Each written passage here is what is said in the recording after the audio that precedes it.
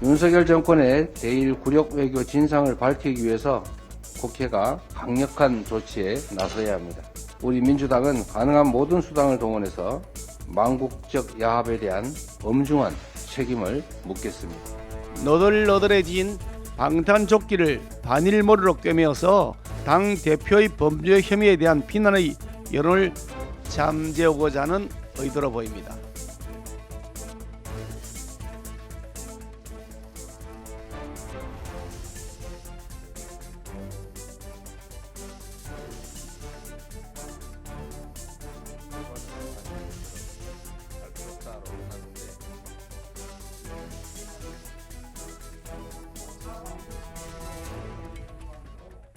과거에 이명박 전 대통령이 일본 총리하고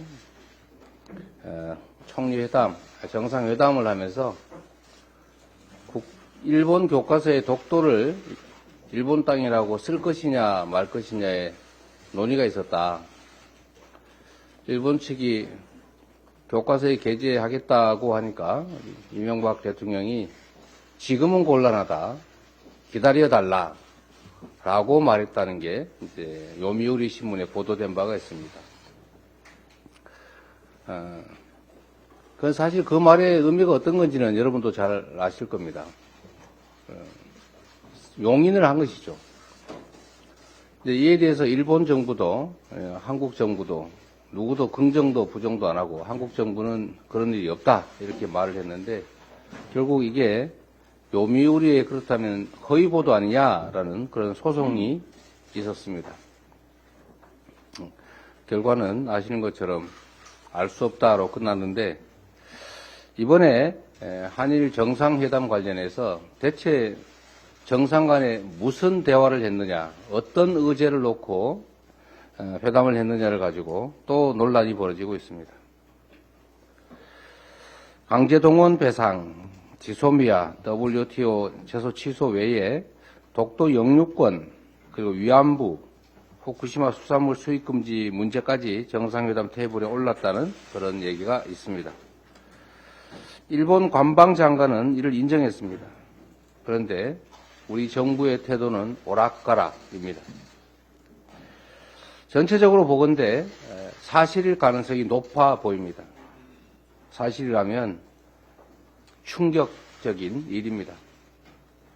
국민의 자존심을 훼손한 것도 모자라서 대한민국의 자주 독립을 부정했다는 것으로 생각될 수도 있습니다. 영토와 국민의 생명을 지키는 헌법상의 책임을 다하지 못했다는 지적도 있을 수 있습니다. 대통령의 권한은 국민과 나라를 위해 쓰라고 주권자가 잠시 맡겨놓은 권한입니다. 임기 5년에 한정적인 정부가 마음대로 전쟁범죄 피해자의 권리를 박탈하고 국익에 항구적인 피해를 입히는 그런 결정을 함부로 할 권한은 없습니다. 대한민국의 미래와 운명을 결정하는 것은 오로지 국민의 권리입니다. 윤석열 정권의 대일 굴욕 외교 진상을 밝히기 위해서 국회가 강력한 조치에 나서야 합니다. 우리 민주당은 가능한 모든 수단을 동원해서 망국적 야합에 대한 엄중한 책임을 묻겠습니다. 대통령이 일본 조공 외교에 정신이 팔린 사이에 나라 경제가 침몰 중입니다. OECD가 세계 경제 성장 전망치를 수정했는데 전 세계와 G20 국가들의 성장률 전망은 상향하는데 한국만 하향 조정했습니다. 글로벌 주요 투자은행들도 세계와 주요국들의 경제 성장 전망을 높이면서도 한국의 성장 전망에 대해서만 부정적입니다. 물가는 오르고 수출은 급격하게 악화되는데 고용과 소비마저 침체되면서 한국이 매우 심각한 위기에 빠질 것이라는 경고가 이어지고 있습니다. 다가오는 위기보다 더 무서운 것이 정부의 무능과 무책임입니다. 이미 지난해부터 사방에서 경고가 쏟아졌습니다. 그런데 지금까지도 정부가 별다른 위기 대책을 마련하지 못하고 있습니다. 그저 무작정 기다리다 보면 좋아지지 않겠느냐 이런 안이한 생각만 보입니다. 무역위기 타개책으로 들고 나온 게 에너지 절약 운동이라는 얘기가 있습니다. 시대착오적입니다. 정부의 마음이 온통 일본 퍼주기, 야당 파괴 같은 콩밭에만 가 있으니 경제가, 민생이 제대로 굴러갈 리가 없습니다.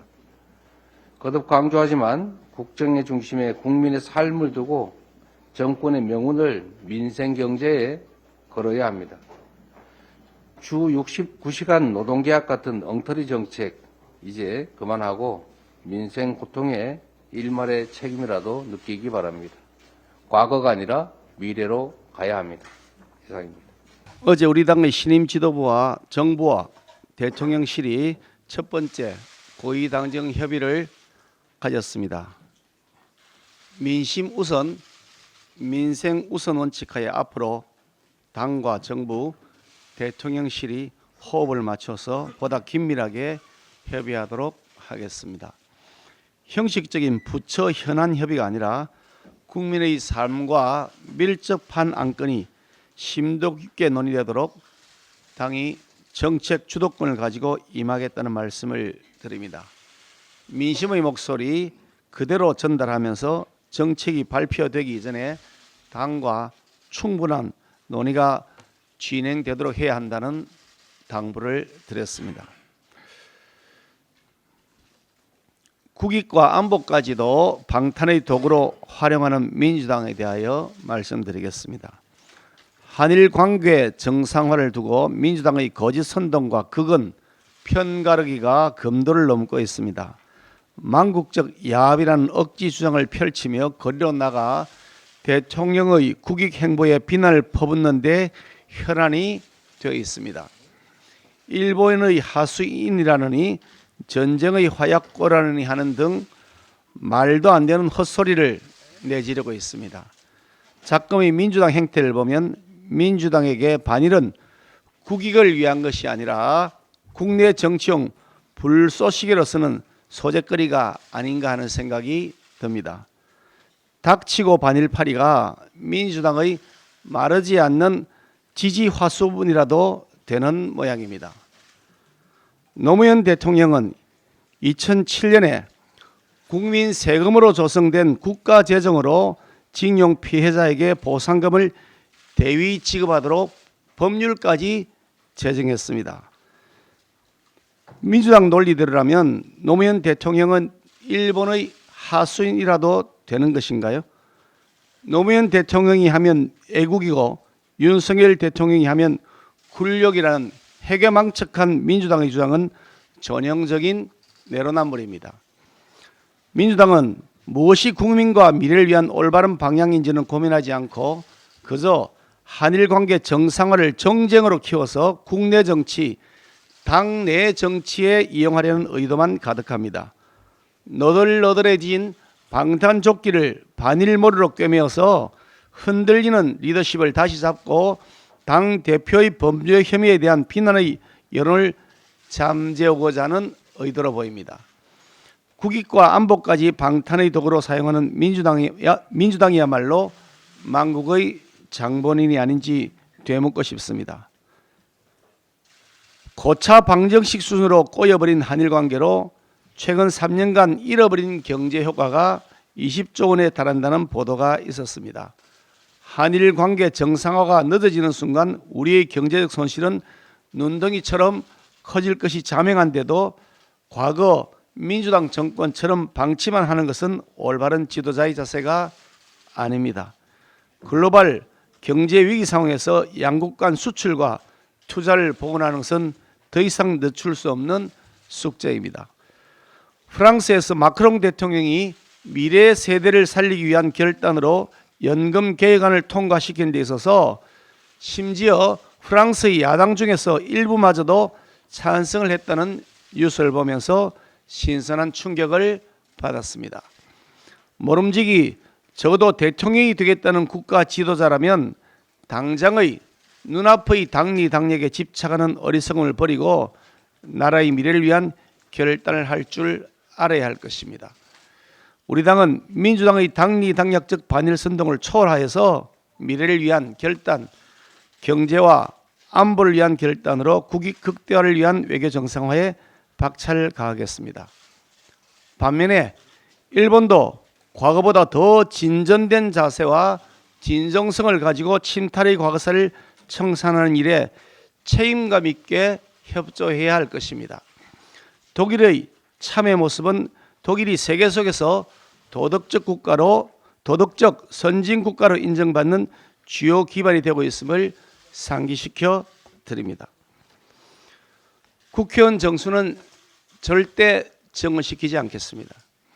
국회의원 선거제도 개편안 논의가 진행 중입니다만 그 근본 취지는 민주당이 앞장서서 비틀어 놓은 준연동형 비례대표제라는 국적불명, 정체불명의 제도를 정상제도로 바꿔놓자는 것에 있습니다. 4년 전에 여야 합의 없이 민주당이 완력을 행사해서 도입시켜 놓은 현행선거법은 반드시 고쳐져야 합니다. 그런데 그 틈을 이용해서 느닷없이 의원 수요를 정원시키겠다는 말이 나오는데 우리 당은 어떤 경우에도 의원 수요가 늘어나는 것을 허용하지 않겠습니다. 의원 숫자가 늘어나는 안은 아예 안건으로 상정할 가치조차 없다는 말씀을 드립니다.